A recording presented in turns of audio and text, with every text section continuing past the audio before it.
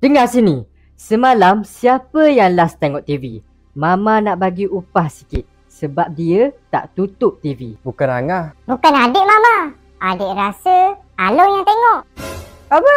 Bukan Along, Ma. Adik tipu. Dia yang tengok TV semalam. Mama minta maaf, Along. Salah tetap salah. Tapi, Ma, bukan Along yang tengok. Along tak salah. Diamlah.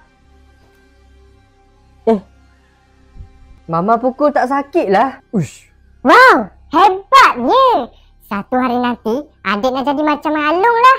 Oh, jadi sekarang Mama pukul dah tak rasa sakit? Tak rasa sakit langsung? Okey. Nasib Mama ada buat plan B. Hah? Apa plan B Mama? Pukulan Mama dah tak rasa sakit. Kenapa Mama jerit? Sakitlah telinga Along.